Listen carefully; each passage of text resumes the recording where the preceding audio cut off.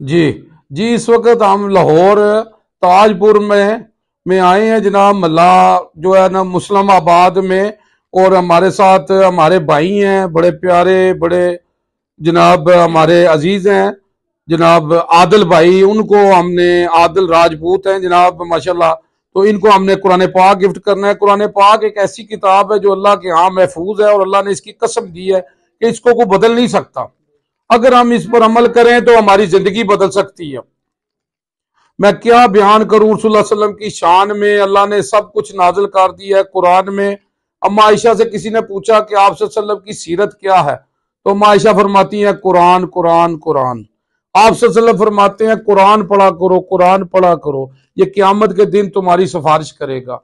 तो जनाब अपने आदिल भाई साहब को कुरान पाक गिफ्ट करते हैं जनाब। तो जनाब और जनाब खैरियत है, ठीक हो? कि लाहौर का मौसम कैसा है जी? अच्छा, ਤੇ ਕਿ ਮਸलन ਲਾਹੌਰ ਤੇ ਸਾਡੇ ਨਾਲ ਜੇਲਮ ਵਿੱਚ ਤੇ ਲਾਹੌਰ 'ਚ ਕੀ ਫਰਕ ਹੈ ਹੋਏਗਾ ਜੀ? ਸਾਡੇ ਜੇਲਮ ਤੇ ਸਰਦੀ ਇਸ ਟਾਈਮ ਬੜੀ ਪੈ ਰਹੀ ਹੈ। ਜੇਲਮ ਇਸ ਤੋਂ ਸਰਦੀ ਪੈ ਰਹੀ ਹੈ ਕਿ ਆਬਾਦੀ ਬਹੁਤ ਕਮ ਹੈ ਜੀ, ਠੀਕ ਹੈ, ਨਾਲ ਸਾਡੇ ਦਰਿਆ ਵੀ ਹੈ ਨਾ ਜੀ। ਤੇ ਲਾਹੌਰ ਜਿਹੜਾ ਸਰਦੀ ਘੱਟ ਹੈ ਜੀ, ਟ੍ਰੈਫਿਕ ਬਹੁਤ ਆ ਨਾ ਤੇ ਆਲੂਦਗੀ ਆ। ਸਹੀ ਹੈ, ਇਸ ਕਰਕੇ ਫਿਰ ਸਰਦੀ ਬਹੁਤ ਕਮ ਤੇ ਤੁਸੀਂ ਕੋਈ ਮਸलन ਬੰਦੇ ਜਿਹੜੇ ਲਾਹੌਰ ਨੂੰ ਆਦੇ ਨੇ, ਜਿਹੜਾ ਬਣੇ ਆਦੇ ਨੇ ਜੀ, ਜਿਹਨੇ ਲਾਹੌਰ ਨਹੀਂ ਤੱਕਿਆ ਉਹ ਜੰਮਿਆ ਨਹੀਂ, ਹਾਂਜੀ। ਤੇ ਇਹ ਜਿਸ ਬੰਦੇ ਨੇ ਲਾਹੌਰ ਦੇਖਣਾ ਹੋਵੇ ਤੇ ਉਹਨੂੰ ਤੁਸੀਂ ਕੀ ਕਹੋਗੇ, ਕਿਸ ਸਿਲਸਿਲੇ 'ਚ ਕਿਸ ਤਰ੍ਹਾਂ ਆਵੇ ਲਾਹੌਰ ਤੇ ਉਹਨੂੰ ਮਸलन ਪਰੇਸ਼ਾਨੀ ਨਾ ਹੋਵੇ, ਤੇ ਕਿਹੜੀ ਜਗ੍ਹਾ ਦੇਖੇ ਖੂਬਸੂਰਤ ਜਗ੍ਹਾ? ਲਾਹੌਰ ਦੀਆਂ ਕਾਫੀ ਚੀਜ਼ਾਂ ਮਤਲਬ ਕੋਈ ਫੇਮਸ ਇੱਕ ਦੱਸੋ ਨਾ, ਜਿਹੜੀ ਉਹ ਲਾਜ਼ਮੀ ਜਿਹਨੇ ਉਹ ਨਹੀਂ ਨਾ ਤੱਕੀ ਤੇ ਸਮਝ ਲਓ ਉਹਨੇ ਲਾਹੌਰ ਨਹੀਂ ਤੱਕਿਆ।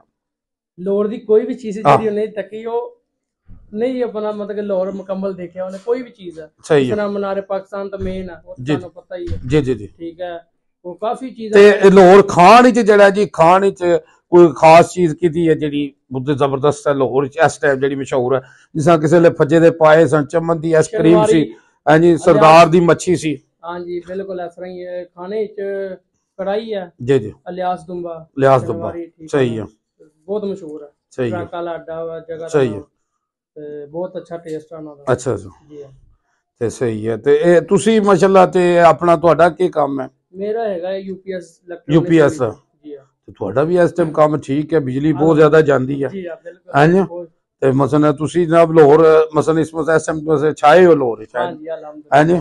ਚਲੋ ਜੀ, ਤੇ ਜਨਾਬ ਆਦਿਲ ਸਾਹਿਬ ਤੁਸੀਂ ਸਾਡੇ ਨਾਲ ਇੱਕ ਵਾਅਦਾ ਕਰਨਾ ਹੈ ਜਨਾਬ ਕੁਰਾਨ ਪਾਕ ਦੀ ਜੇ ਬਹਾਲੇ ਨਾਲ कि आप सल्लल्लाहु फरमाते ने अबू ज़र अगर सुबह सुबह तू कुरान दी आयत नूं पढ़ के समझ लवे ना ते 100 नफलां दा सवाब है।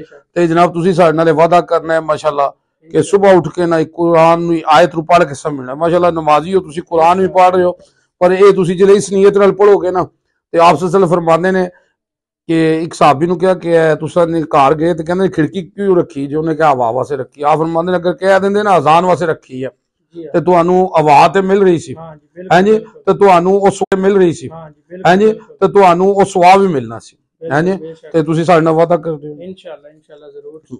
ਤੇ जनाब एक जनाब आखिर पे जनाब शेर कहेंगे जनाब कि आज भी हम हर जंग जीत जाएंगे बदर की तरह, आज भी हम हर जंग जीत जाएंगे बदर की तरह, अगर हम हो जाएं अबू बकर उमर उस्मान अली की तरह। तो जज़ाकल्लाह जी, फी अमानुल्लाह जी, बहुत शुक्रिया जी।